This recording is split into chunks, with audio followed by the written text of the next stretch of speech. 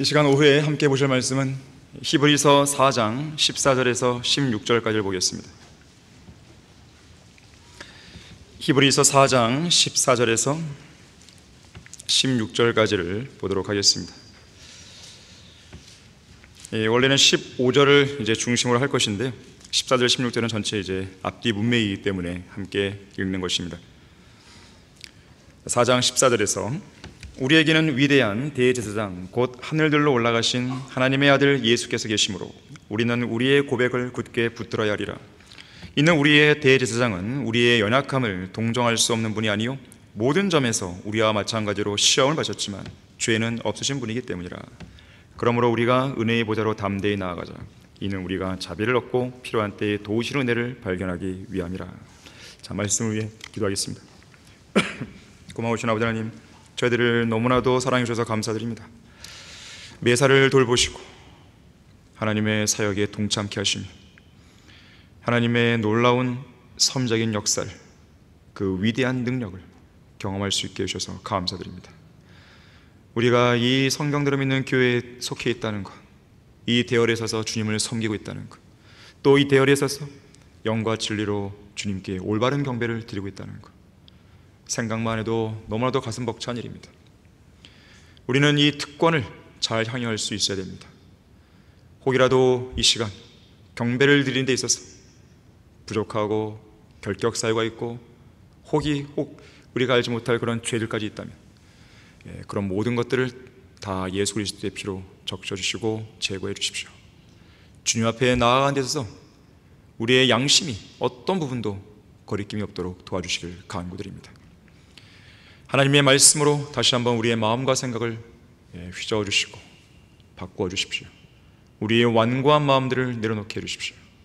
하나님께서 얼마나 우리를 사랑하시고 위하시고 동정을 베푸시는지, 연민을 갖고 계시는지, 얼마나 우리를 주시하고 계시는지 다시 한번 이 시간을 통해서 하나님의 그 사랑을 깨우칠 수 있도록 도와주길 원합니다. 하나님의 사랑에, 하나님의 동정이 온전히 젖는 시간 될 수 있도록 해주십시오. 주 예수 그리스도 이름으로 기도했습니다. 아멘. 본문에 있는 대로 우리의 연약함을 동정하시는 예수님, 우리의 연약함을 동정하시는 예수님이라는 제목으로 설교합니다. 성경에서 사탄인 마귀는 거짓말쟁이로 묘사되죠. 거짓말의 아비이고 온 세상을 미혹하는 자고, 그리고 고소자고, 또 시험하는 자로 묘사됩니다. 시험하는 존재인 마귀는 인간들로 하여금 시험 들게 만듭니다. 시험에 든다는 게 혹시 뭡니까? 누군가의 무역에 속아서 옳지 않은 일을 하게 되는 것이죠. 시험 드는 것이. 또 누군가의 미혹에 속아서 성경과는 전혀 무관한 비진리를 믿고 따르는 것이죠. 시험 든 것이죠. 또는 어리석은 탐욕으로 세상 일에 대한 미련을 못 버린 채 여러 가지 시험에 이끌려 들어가는 것, 시험 드는 것이죠. 이러한 시험에는 반드시 마귀가 개입하고 있습니다. 죄를 짓도록 유도하는 마귀의 유혹에 많은 사람이 넘어가는 것이죠. 하지만 아무리 마귀가 개입했다 하더라도 욕심에 이끌려서 유혹에 넘어가는 것은 근본적으로 우리의 잘못이죠. 그 죄에 대한 책임은 우리 자신에게 있는 것입니다. 야고보서 1장 14절이 바로 이 부분을 적시해주고 있습니다. 누구든지 자신의 욕심에 끌려, 자기 욕심이에요. 남의 욕심이 아니에요. 마귀 탓이 아니에요. 자기 욕심에 끌리는 것입니다. 유혹을 받을 때 시험을 당하는 거라고 말씀합니다. 마귀 때문에 어쩔 수 없이 그랬어요. 그런 말 하지 말라는 거죠. 책임 전가하지 말라는 거죠. 아담이 이브에게 책임을 전가했듯이, 이브가 뱀에게 책임 전가했듯이 그렇게 하지 말라는 거예요. 변명하지 말라는 거예요. 자, 그렇기 때문에 자기 욕심에 이끌리는 것이기 때문에 이러한 시험은 우리가 반드시 피해야 할 시험인 것이고 또 피할 수 있는 거예요. 내가 욕심 안 부리면 되는 것이죠. 그리고 이길 수도 있는 시험이에요. 자, 그래서 창세기 4장 7절에서는 죄의 욕망이 내게 있으니 너는 죄를 다스릴지니라 그랬어요. 거듭남이란 것도 없는 그 시대에, 그것도 카인에게 하나님이 말씀하신 거예요. 죄의 욕망이 너에게 있으니 너는 죄를 다스릴지니라. 자, 카인에게도 그러한 명령을 하셨을진데 이 시대에 거듭난 그리스도인이라면 그보다 훨씬 나은 상황에 놓여 있잖아요. 우리가 그러한 시험을 피할 수 있다는 거예요. 또 로마서 6장 12절에서는 너희는 죄가 너희 죽을 몸 안에서 군림하지 못하게 하여, 누가 하지 말라는 거예요? 우리가 할 수 있다는 것이죠. 못하게 하여 몸의 정욕 가운데 죄에게 순종하지 말라 그랬어요. 내가 욕심에 이끌리지 않을 수 있는 것이죠. 마귀의 시험에 넘어가지 않을 수 있는 것입니다.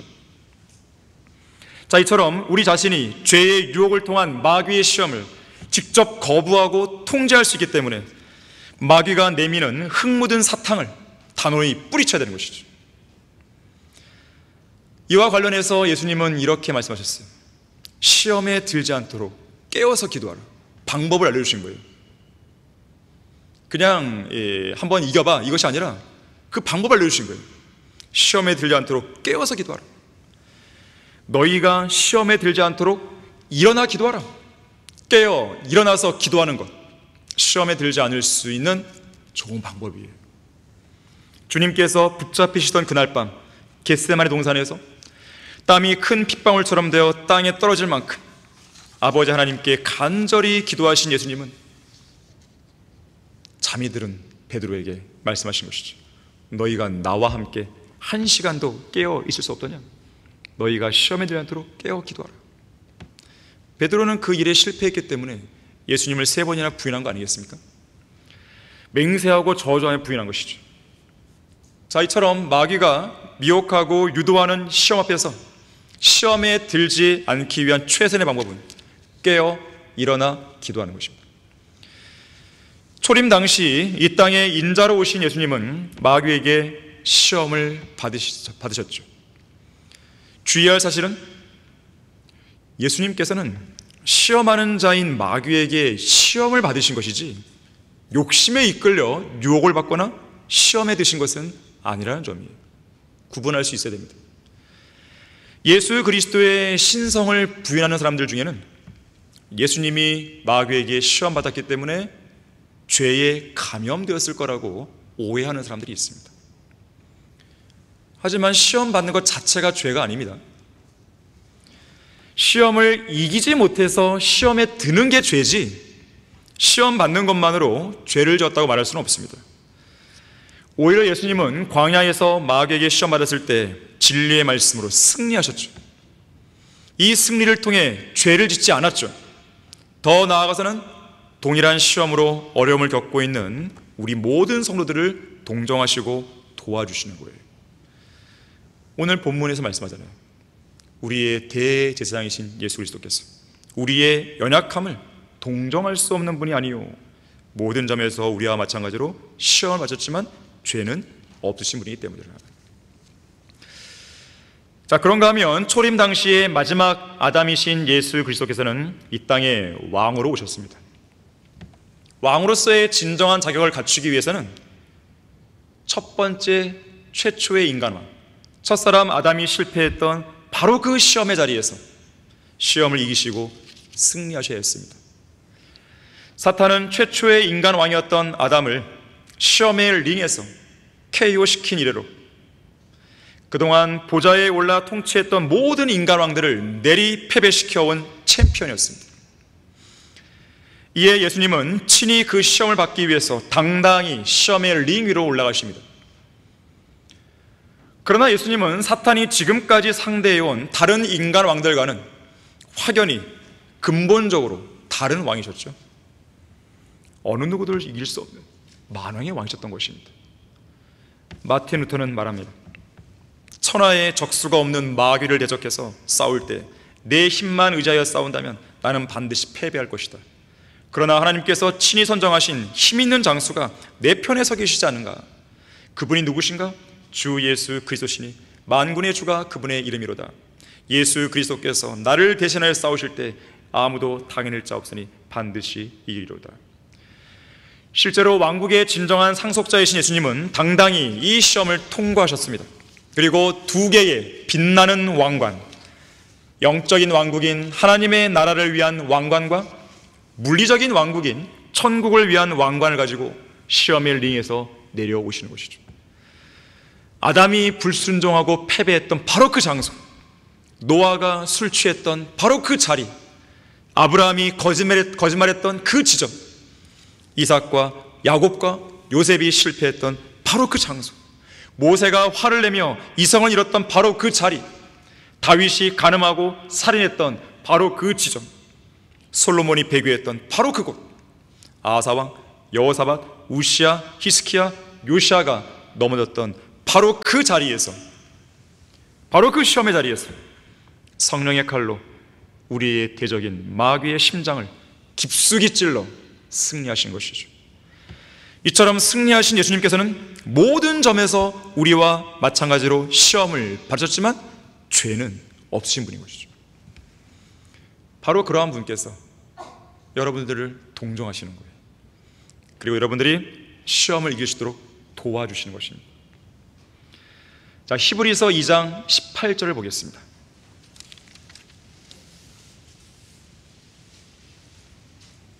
히브리서 2장 18절에서 분명히 말씀합니다. 그가 이 일에 친히 시험을 받아 고난을 당하셨으므로 시험 받는 자들을 능히 도와주실 수 있느니라.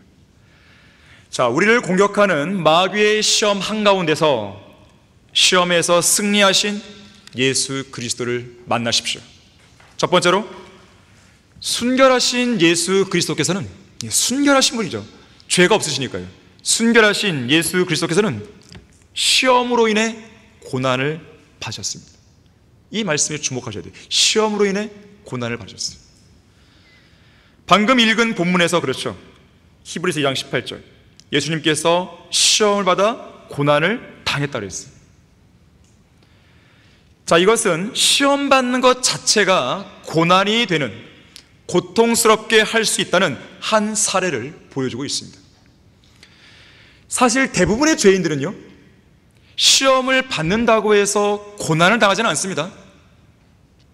이 땅의 모든 사람들이 온 세상을 미혹하는 사탄과 마귀들의 시험을 받고 있지만 죄 가운데 있는 그들 대부분은 시험 받는 것으로 인해서 고난 당하지 않아요. 시험 받는다고 해서 고통스러워하는 죄인들은 거의 없습니다. 오히려 불경건한 죄인들은 그러한 시험을 즐깁니다. 시험과 유혹의 미끼를 오히려 좋아해요. 그런 시험 속에서 육신의 정욕과 안목의 정욕과 생의 자랑을 마음껏 만끽하는 것이에요. 심지어 이러한 자들은 마귀의 유혹이 있기를 넌지시 바랍니다. 죄를 즐기려고 자신의 정욕을 부추기는 시험들을 은근히 기다리는 가운데 자기 스스로를 파멸로 인도하는 것이죠. 왜 그런지 아십니까? 그들의 양심은 화인 맞았기 때문에 그렇습니다. 뜨거운 인두로 찢어진 양심이 죽어버린 지 오래예요. 양심은 옳고 그름을 분별하여 선과 악에 대한 판단을 내리는 도덕적인 의식입니다. 옳고 그름을 분별하게 하는 것이죠. 그런 일들을 했을 때, 잘못된 일을 했을 때 양심 찔려야 되는 것이에요. 그게 정상입니다. 선과 악에 대한 판단을 내리는 도덕적 의식이에요. 악한 것이 들어왔고 악한 것을 내가 행하고 있을 때 찔림이 있어야 되는 것이에요. 그게 정상이에요. 그런데 화인 맞은 양심은 온전한 기능을 발휘하지 못해요. 오히려 마귀의 시험을 즐기는 것이죠. 고통스러워하지 않습니다. 그러나 살아있는 양심이나 강한 양심을 소유한 사람들, 성령님의 역사로 선한 마음을 갖게 된 그리스도인들, 이러한 부류는 시험을 받을 때 무척 괴로워하는 거예요. 베드로후서 2장 7절에서는 육신적인 그리스도인의 예표가 되는 롯이 나오죠. 롯에 대해 이렇게 말씀합니다. 사악한 자들의 음란한 행실로 인하여 의로운 롯이 고통을 당했다고 했어요. 구원받은 그리스도인의 양심은요, 어떤 죄라도 잘 걸러낼 수 있게 매우 촘촘한 그물망을 형성하고 있습니다. 그렇기 때문에 아무리 작게 보이는 죄도 민감하게 반응하는 것이죠. 또 그러한 죄를 즉각적으로 피하거나 단호하게 거절하고 몰아내고 쫓아낼 수 있는 거예요. 죄의 생각이 들어오는 순간 바로 쳐내는 것이죠. 그러다 보니까 작은 죄에 대해서도 민감하게 반응하는 양심을 가진 성도들은 이런 시험을 받을 때 고난과 고통의 정도가 더 크게 느껴지는 거예요. 괴로운 것이죠. 자, 그래서 그 누구보다도 하나님 앞에 온전히 선한 양심으로 살아왔던 바울은 로마서 7장 24절에서 이렇게 고백하죠. 오, 나는 비참한 사람이로다. 누가 이 사망의 몸에서 나를 구해낼 것인가. 차라리 예수 그리스도와 진리의 말씀을 위해 당하는 고난이라면 더 나은 거예요. 외부에서 다가오는 시련이나 박해, 모욕, 궁핍, 곤경이라면 오히려 더 기쁘게 감당할 수 있는 의향이 있습니다. 그런데 마귀가 내미는 달콤한 죄의 유혹과 불경스러운 죄의 충동은 우리의 의지와 상관없이 시시각각 우리의 생각과 마음속으로 불쑥불쑥 들어온 것이죠. 막. 그럴 때마다 우리의 마음이 괴로운 거예요. 싸워야 됩니다. 사투를 벌이는 것이죠. 속사람과 겉사람의 사투인 것이죠. 성령 하나님과 육신 간의 전쟁인 것이죠. 성령으로 거듭나서 속사람이 형성된 우리 그리스도인들도 이러할진대 전혀 죄가 없으시고 완전 무결하신 예수님께서는 그러한 고통이 얼마나 더 심했겠어요. 실제로 초림 당시에 육신을 입으신 예수님은 마귀로부터 철저하게 시험을 받으셨고 그 시험에 따른 고난과 고통은 성도들이 경험하는 어떤 고난과 고통보다 훨씬 컸습니다. 이런 사실과 관련해서 찰스 스펄전은 다음과 같이 적시했습니다. 한번 들어보십시오. 마귀가 예수님께 돌들에게 명하여 빵이 되게 하라는 이적을 행하라고 하면서 예수님 자신이 하나님의 아들이란 사실을 증명해 보라고 시험했을 때 예수님은 그런 마귀의 시험을 얼마나 미워하셨겠습니까? 또한 사탄이 성전 꼭대기에서 뛰어내려 보라고 말하며 시험했을 때 예수님은 그런 마귀의 간교한 말에 대해 얼마나 분개하셨겠습니까?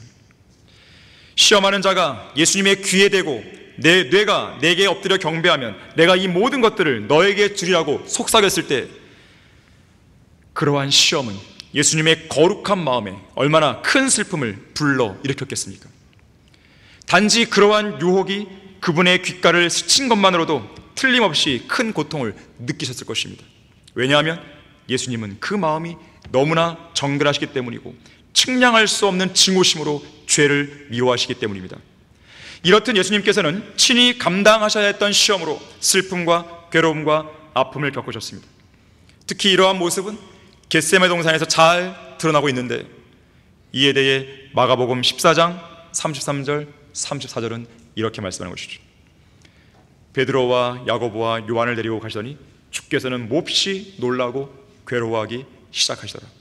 그들에게 말씀하시기를 내 혼이 너무 슬퍼 죽을 지경이니 너희는 여기서 기다리며 깨어있으라고 말씀하시는 것이죠.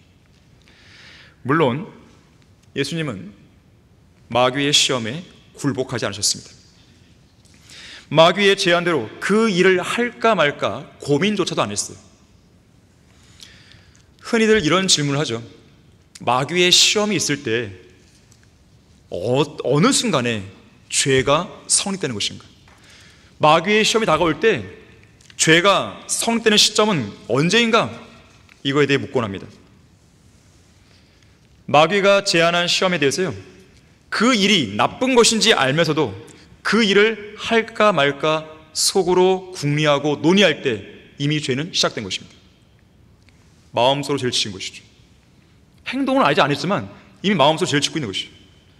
당연히 예수님은 마귀의 그런 간교한 시험에 대해서 그런 식의 궁리나 논의조차 하시지 않은 것이죠. 하지만 그런 마귀의 시험으로 고통을 당하셨다는 것은 엄연한 사실입니다. 분명 성경은 예수님께서 친히 시험을 받아 고난을 당하셨다고 말씀하기 때문에 그렇습니다. 이러한 시가 있습니다. 가장 쓰라린 고통을 당하면서도 위대한 구속자께서는 굳건히 서 계셨도다. 주님은 사탄의 불화살을 견뎌내시며 피 흘리기까지 대항하셨도다. 우리를 공격하는 마귀의 시험 한가운데서 시험에서 승리하신 예수 그리스도를 만나십시오. 두 번째로, 우리와 마찬가지로 시험 받으신 예수님은 우리의 연약함을 동정하십니다. 오늘 설교 본문 15절에서 우리의 대제사장은 우리의 연약함을 동정할 수 있는 분이라고 말씀합니다.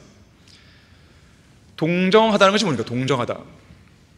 사전적인 의미로 보게 되면 다른 사람의 어려운 처지를 자기 일처럼, 남의 일이 아니죠, 자기 일처럼 딱 하고 가엾게 여겨서 남의 어려운 사정을 이해하고 도움을 베푸는 거예요.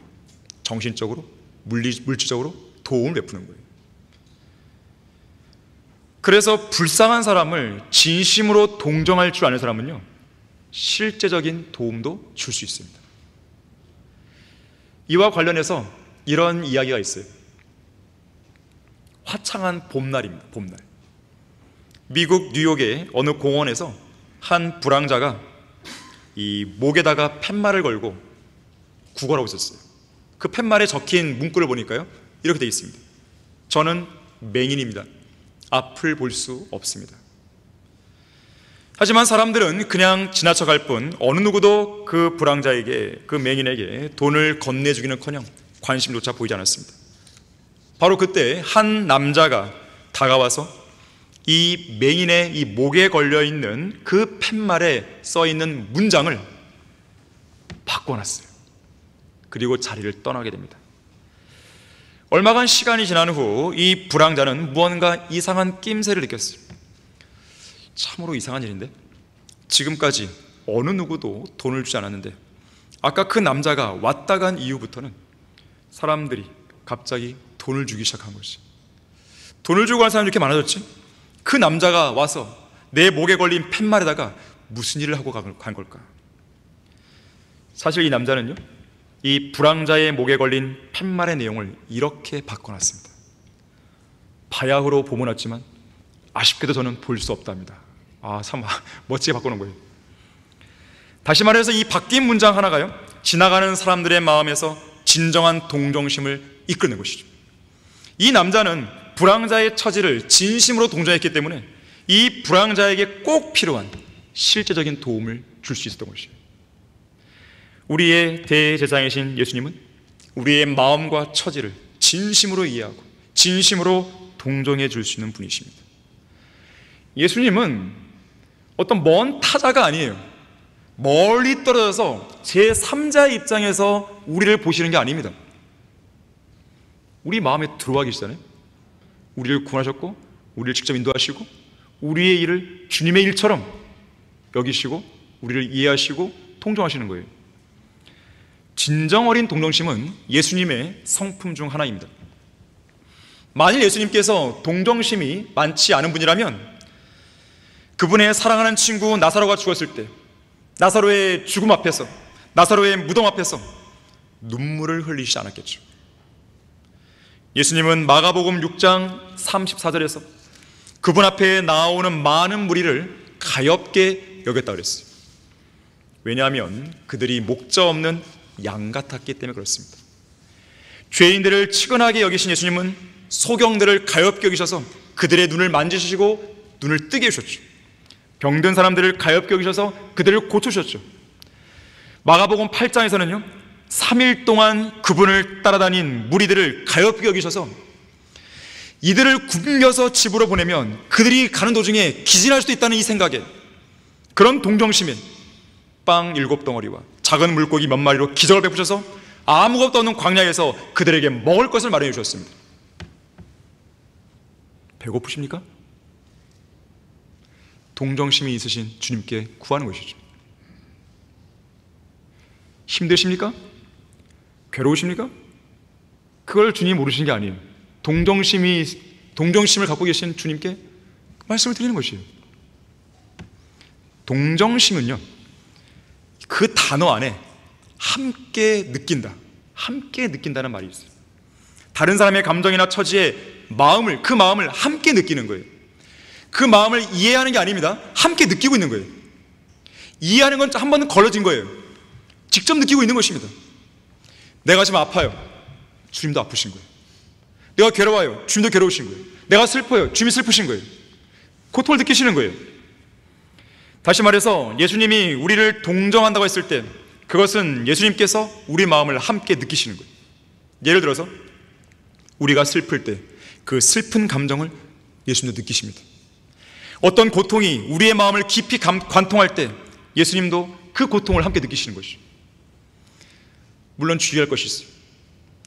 그렇다고 해서 예수님께서 마냥 우리처럼 슬퍼하며 좌절하고 낙담하시는가? 그렇지는 않습니다.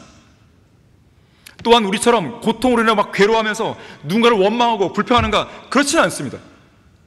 말 그대로 우리의 슬픔과 고통을 단지 이해하고 아는 정도의 차원을 넘어서서 느낀다는 거예요. 여러 개의 악기 중에 하프라는 악기가 있잖아요. 어떤 사람이 이 하프와 관련해서 놀라운 이야기를 합니다. 이 동정심과 관련된 이야기예요. 실제로 그런지는 모르겠어요. 여기 한 공간에 2대의 하프가 있다고 생각해 보세요. 어떤 한 연주자가 한 대의 하프를 들고 한 대의 하프를 세우고 현을 튕깁니다. 그러면 이 현이 진동할 거 아니겠어요? 진동할 때 옆에 있던 다른 하프의 현도 부드럽게 진동한다고 그래요. 아무런 손도 안 댔는데.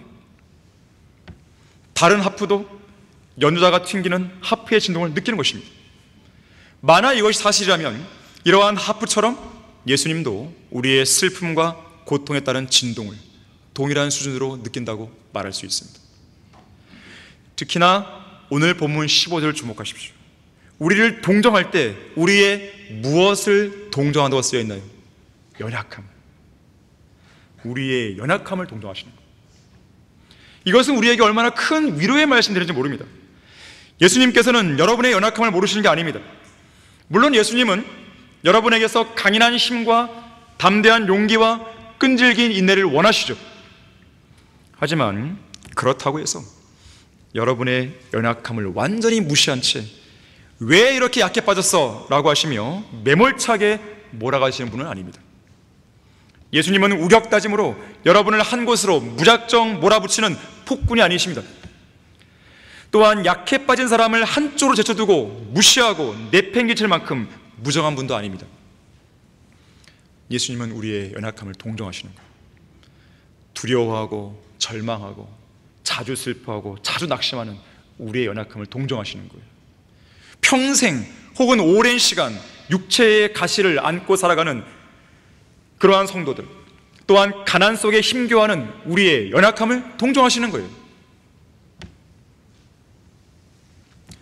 사실 우리의 연약함을 동정하시는 예수 그리스도께서는 우리의 연약한 모습을 있는 그대로 받으시는 분입니다. 어제 복음도 집회 작은 음악회, 그러니까 찬양대에서 이제 마지막 찬양을 다 함께 불렀잖아요. 무슨 곡이신지 기억나십니까? 우리의 기억이 그렇습니다. 240장 내 모습 이대로예요. 그 찬양을 부르는데 막 눈물이 나오는 거예요. 너무나 감사한 거예요. 나의 연약한 모습 이대로 그냥 받으신다는 거예요. 그 자체로 받으신 거죠. 그 자체로 받으시고 그 자체로 우리를 동정하시고 그 자체로 우리를 힘을 주시고 위로하시는 것이죠. 자, 우리의 대제사장은 우리의 연약함을 동정할 수 없는 분이 아니라는 것을 잊지 말기 바랍니다. 우리를 공격하는 마귀의 시험 한가운데서 시험에서 승리하신 예수 그리스도를 만나십시오. 세 번째로, 예수님께서는 말씀인 성령의 칼로 시험에서 승리하셨습니다. 오늘 본문 15절에서 모든 점에서 우리와 마찬가지로 시험을 하셨지만 죄는 없으신 분이라는 이 말씀이 예수님께서 마귀의 시험을 이겼다는 것을 보여주는 거예요. 만약에 졌다면 죄 있는 분 이렇게 썼겠죠. 예수님께서 광야에서 시험을 하셨을 때 마귀를 이기신 방법은 다름 아닌 하나님의 말씀이었습니다. 예수님은 얼마든지 여러 개의 무기들을 선별할 수 있었습니다. 하지만 기록된 말씀만 쓰셨어요. 인자이신 예수님께서는 아버지 하나님께 간구해서 12군단이 넘는 천사들을 오게 할 수 있었습니다. 또는 그분의 인성이 아닌 그분의 신성, 하나님으로서의 능력을 사용해서 그분의 입에서 나오는 영, 입에서 나오는 칼, 또는 그분의 권위 있는 말씀 한마디로 시험하는 자인 마귀를 물리치시고 당장에 끝없이 깊은 구렁으로 마귀를 던져 버릴 수도 있었습니다. 하지만 예수님은 그분을 섬기는 영들인 천사들을 쓰지 않았어요. 하나님으로서의 능력도 안 썼습니다. 오직 기록되었을 때 신명기에 기록된 말씀을 인용하시면서 마귀를 이기신 것이죠. 예수님께서는 결코 마귀가 도전한 시험에 대해서 수사학적이고 논리적인 방식으로 대처하지 않았습니다. 화려한 웅변이나 말솜씨로 대적하지 않았습니다. 그저 성경책의 한 본문을 선정해서 마귀의 공격을 물리쳤을 뿐이에요. 마치 다윗이 골리앗과 싸울 때 매끄러운 돌 5개와 물매를 가지고 그 거인을 향해 다가갔던 것처럼 자루에 손을 넣어 돌 하나를 꺼내어 물매를 던져 그 거인의 이마를 쳐서 골리앗을 땅에다가 쓰러뜨린 것처럼 예수님께서는 마귀에게 시험 받으시라고 성령의 인도로 광야에 가셨을 때 구약 성경, 그때는 신학이 없으니까요, 구약 성경 39권의 말씀들을 그분의 머리와 마음속에 모두 챙겨가셨고 말씀의 자루에 손을 넣어서 마귀의 3가지 시험에 부합하는 3개의 돌, 신명기 8장 3절, 신명기 6장 16절, 신명기 6장 13절을 차례로 꺼내서 시험하는 자인 마귀를 향해 빠르고 정확하게 던지셨고 그 강력한 말씀들로 마귀에게 치명상을 입히신 것이죠. 이것은 우리에게 마귀의 시험을 어떻게 이길 수 있는가를 보여주신 것이었어요. 만약에 하나님께서 천사들 동원했다면 어떻게 할 거예요? 우리는 천사를 동원 못하잖아요. 만약에 예수님께서 하나님의 신성을 활용했어요. 우리는 신성이 없잖아요. 자, 우리의 연약함을 동정하시는 주님께서 우리가 할 수 있는 그 방법을 알려주신 것이에요. 대단한 것이죠. 가장 강력한 말씀을 주신 것이에요. 말씀은 성령의 칼입니다. 그리스도의 군사들은 이 칼을 항상 차고 다녀야 돼요. 잠을 잘 때도, 밥을 먹을 때도, 몸을 씻고 옷을 갈아입을 때도, 직장에서 일을 하거나 학교에서 공부를 할 때도, 여가를 즐기거나 여행을 갈 때도, 지체들과 함께 있거나 아니면 예수님처럼 광야에 홀로 남겨져 있을 때도 항상 성령의 칼을 몸에 차고 다녀야 돼요. 몸에 차고 다닐 뿐 아니라 이 칼을 제때에 적절하게 쓸 수 있어야 됩니다. 언제 어디에서 어떤 대적을 만난다 하더라도 이 칼을 신속하게 빼서 눈앞에 있는 대적을 단칼에 베어버려야 돼요. 한 번, 2번 이렇게 하면 언제 죽여요? 안 돼요. 한 번에. 예수님께서는 성령의 칼로 정확하고 강력하게 마귀를 찌르신 거예요. 여러분이 먼저 마귀를 베지 않으면 마귀의 칼에 여러분이 먼저 베어져 버리는 것이죠. 치명상을 입을 수 있는 것이죠. 여러분은 하나님께서 여러분의 손에 쥐어주신 바로 이 칼을 손에서 놓으면 안 됩니다. 다른 칼로 바꿔서도 안 되는 것이에요. 오늘날에는 이 칼을 제멋대로 바꾸려 하고 실제로 바꿔버린 성경 변개자들이 많은 것이죠. 심지어 한글 킹제임스 성경을 흉내내는 짝퉁 칼잡이들도 많습니다.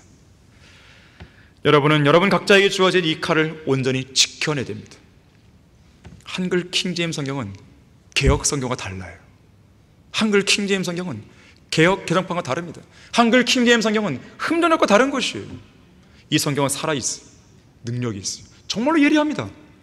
우리의 양심을 찔르는 것이죠. 적들을 단번에 베어버릴 수 있는 힘이 있는 것입니다.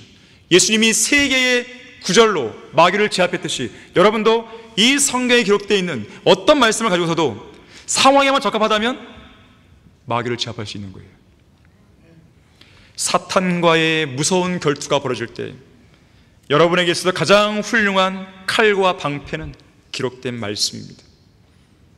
마귀의 속임수가 너무 간교합니까? 마귀가 내미는 은밀한 제안이 여러분이 거부할 수 없을 만큼 너무 강력합니까? 마귀가 아주 그럴듯하게 노련하고 교활한 지성으로 다가옵니까? 신성 모독적인 주장과 마귀적인 비난과 여러분의 마음속의 불평과 불만으로 여러분의 감정을 이리저리 막 뒤흔들고 있습니까? 이 모든 공격을 이겨낼 수 있는 유일한 방법은 말씀밖에 없어요. 하나님의 말씀에 흠뻑 젖어야 돼요. 흠뻑 젖어야 돼요. 그냥 한 번 읽고 마는 게 안 됩니다. 그냥 젖어 살아야 돼요. 이 말씀에. 이 말씀에 지배당하는 생을 살아야 돼요.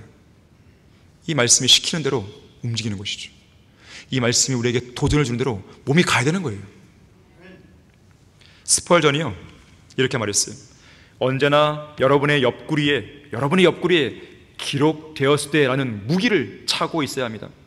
영적인 싸움이 시작되면 어떤 사람은 당장에 도움을 청하러 친구에게 달려갑니다. 저는 그렇게 하는 것을 정죄하지는 않겠습니다. 그러나 주님과 그 확실한 약속의 말씀에 여러분의 시선을 돌린다면 훨씬 더 좋을 것입니다. 처음에 맹공격을 당할 때 어떤 사람은 즉시 모든 소망을 다 포기할 생각부터 합니다. 그런 식으로 비겁하게 행동하지 마십시오. 오히려 적들과 싸워 승리할 수 있는 은혜를 하나님께 구하십시오. 여러분의 손에 들려있는 강력한 무기를 바라보십시오. 그 무기는 구부러지거나 날이 무뎌질 수 없는 무기입니다. 그 무기를 사탄의 심장에 담대하게 찔러 넣으십시오. 기록되었을 때라는 무기가 혼과 영을 찌르고 옛뱀 리비아단에게 치명적인 상처를 줄 것입니다. 하나님의 말씀은 살아있고 능력이 있어. 양날이는 어떤 칼보다 예리하여 혼과 영 그리고 관절 곳을 찌러가르고 마음의 생각들과 의도들을 판별하는 강력한 무기라는 것을 기억하십시오. 자, 우리를 공격하는 마귀의 시험 한가운데서 시험에서 승리하신 예수 그리스도를 만나십시오. 마지막 네 번째로, 마귀의 시험을 이기신 예수님은 시험에 직면한 우리를 도울 수 있습니다. 히브리서 2장 18절에서 말씀했죠. 시험 받는 자들을 능히 도와주실 수 있다고 말씀합니다. 예수님께서 우리를 도우실 수 있는 이유는요, 첫째, 우리가 받는 시험들을 모두 당하셨기 때문에 우리의 연약함을 동정하실 수 있기 때문에 그래요. 두 번째, 그리고 그 모든 시험들을 다 이기셨기 때문에 우리를 도울 수 있는 능력과 자격을 갖추셔서 그런 것입니다. 자, 시험은 받았는데, 그리고 시험을 받았기 때문에 우리를 동정할 수는 있는데, 예수님이 시험에 못 이겼다면 우리를 도울 수는 없죠. 동정은 가능하지만 우리를 도울 수는 없는 거예요. 가난을 뼈저리게 경험한 사람만이 가난한 사람들을 진심으로 생각하고 도울 수 있습니다. 극심한 질병에 걸려본 사람이 역시 극심한 질병에 걸린 사람을 이해하고 동정할 수 있는 거예요. 시험을 당해보고 시험에서 이겨본 사람이 시험에 직면한 사람들을 진심으로 동정하고 도와줄 수 있는 것이죠. 자, 이 일에 가장 탁월한 분이 계십니다. 예수님이신 거예요. 탁월한 분이시네요. 가장 적합한 분입니다. 위대한 의사시죠. 예를 들면 이런 것이에요. 시편 41편 3절에 보게 되면요, 주께서는 병상에서 그에게 힘을 돋우시며 그의 병든 때에 그의 모든 침상을 고치시라고 했어요.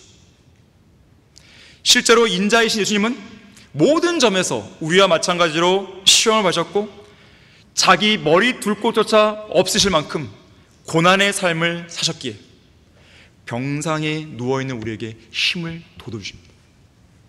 병든 우리의 모든 침상도 고쳐주시는 거예요. 특히나 부요한 분이셨던 예수님은 우리를 위해 가난하게 되셨기 때문에 가난한 우리를 동정할 수 있고 가난한 우리를 돕는 일을 무척 기뻐하시는 것이죠. 여러분은 이사야 41장 10절의 말씀을 기억하십니까? 너는 두려워 말라, 내가 너와 함께함이라. 놀라지 말라, 내가 내 하나님임이라. 내가 너를 강건하게 하리라. 정녕 내가 너를 도우리라. 정녕 내가 내 의의 오른손으로 너를 돕히리라. 여러분은 이사야 41장 13절의 말씀을 기억하십니까? 나 주 너의 하나님이 내 오른손을 붙들고 내게 말하기를 두려워 말라, 내가 너를 도우리라 할 것입니다. 예수님은 언제나 우리를 도울 준비가 되어 있으십니다. 문제는 뭐냐? 좀처럼 하나님께 도움을 요청하지 않는 교만한 성도들 때문에 그런 거예요.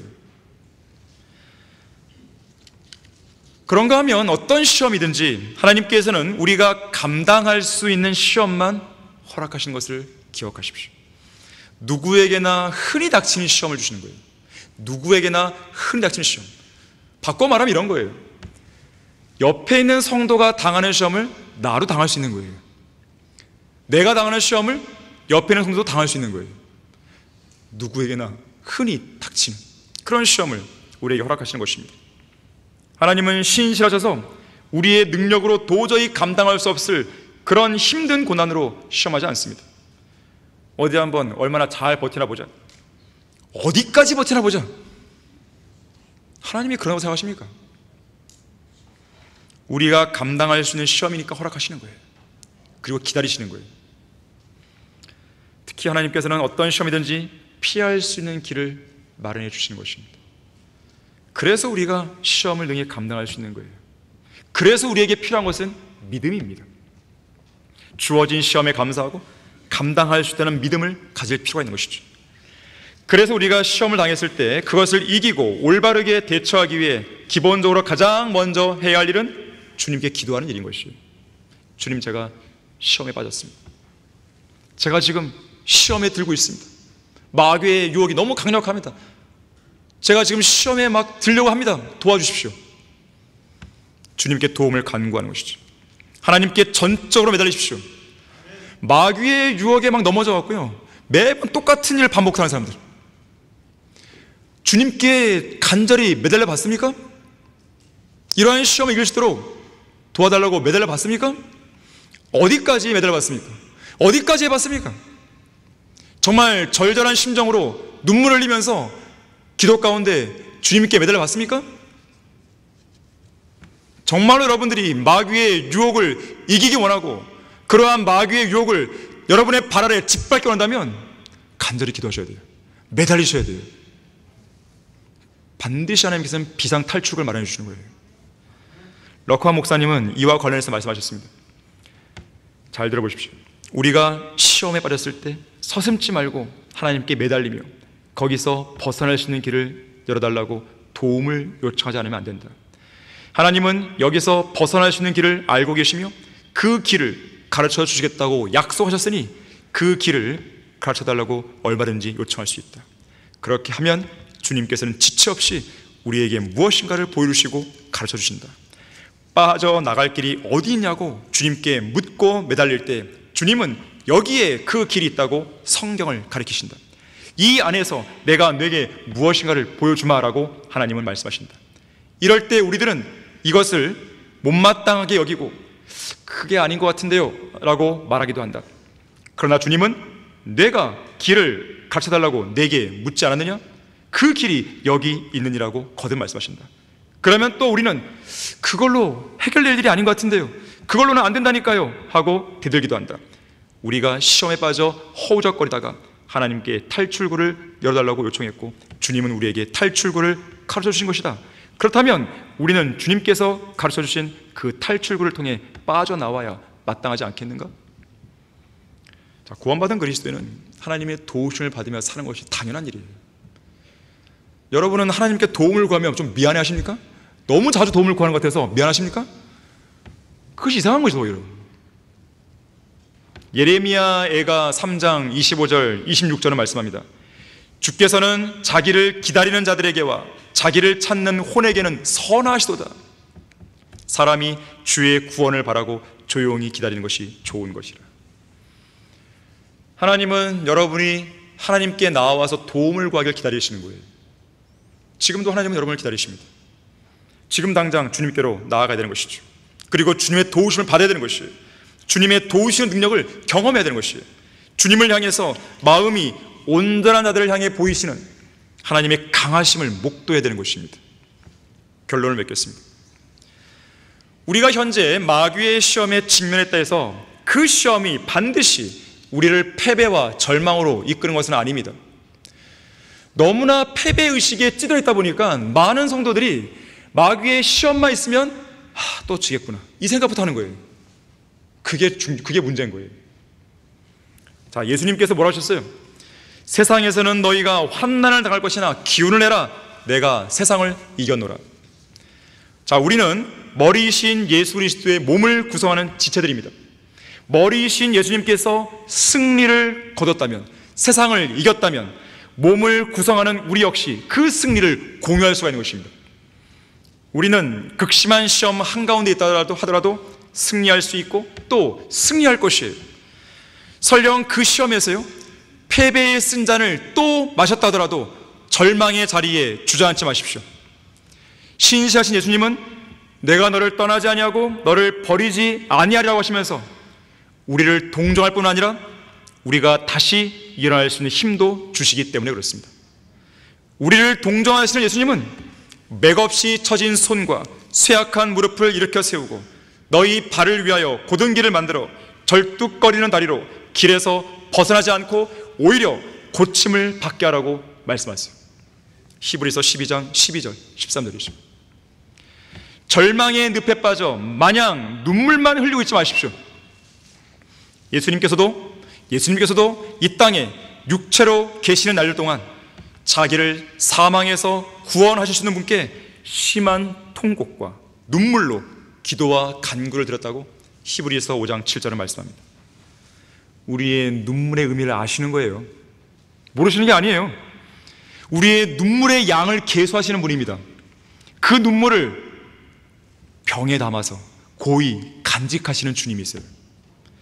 그러한 주님은 우리를 동정할 뿐 아니라 우리를 고난과 시험에서 이기게 하시고, 그뿐 아니라 장차 저 하늘에서는 우리의 모든 눈물을 닦아주기까지 하시는 것이죠. 하나님께서 그들의 눈에서 모든 눈물을 닦아내시며 다시는 사망이나 슬픔이나 울부짖음이 없고 고통 또한 없으리니 이는 이전 것들은 다 사라져버렸습니다. 정말로 그날은 멀지 않은 것이죠. 어제도 말씀드렸지만 우리가 인내로 조금만 더 긴다면 어떤 슬픔도 없을 그날을 맞는 것이죠. 어떤 울부짖음도 없을 그날을 만난 것이죠. 어떤 눈물도 흘리지 않을 그날을 맞게 되는 것입니다. 어떤 시험도 받지 않을 그날을 맞게 되는 것이죠. 시험으로 인해서 고난받을 일도 없을 그런 날을 우리는 맞게 되는 것입니다. 이사야 25장 8절도 말씀하죠. 그가 승리 안으로 사망을 삼키실 것이요 또 주 하나님께서 모든 얼굴에서 눈물을 닦아주실 것이었어요. 우리가 눈물을 흘리는 일은 이 땅에서만 족합니다. 이 세상 삶으로 족하는 거예요. 저 영원에서는 더 이상 눈물을 흘리는 일이 없을 것입니다. 그날을 소망하면서 이 땅에서 당하는 시험의 터널, 고난의 터널, 그리고 눈물의 골짜기를 온전히 통과해 나갈 수 있기를 바라겠습니다. 자, 기도하겠습니다. 고마우신 아버지 하나님, 우리를 위로하시고 동정하시고 또 우리의 필요한 모든 것들을 일깨우시고 채워주셔서 감사드립니다. 믿음의 선한 싸움 한가운데서 우리는 자주 넘어집니다. 그리고 스스로를 자책하며 또 넘어진 자신을 보면서 절망하고 낙심하고 자포자기해버리는 것입니다. 하지만 우리는 오늘 설교를 통해서 그렇게 돼서는 안 된다는 것을 배웠습니다. 우리의 삶이 바뀌어야 됩니다. 우리의 마음이 바뀌어야 됩니다. 이제는 좀 맷집을 그려야 되는 것입니다. 마귀의 유혹이 있을 때마다 늘 넘어지고 마귀의 유혹이 있을 때마다 늘 좌절하고 늘 패배하는 것이 아니라 이제는 승리하고 또 승리하고 승리의 간증을 하나둘씩 쌓아나가야 되는 것입니다. 바로 오늘이, 바로 이 시간이 그러한 삶을 시작할 수 있는 좋은 계기가 될 수 있도록 인도해 주십시오. 주 예수 그리스도 이름으로 기도했습니다. 아멘.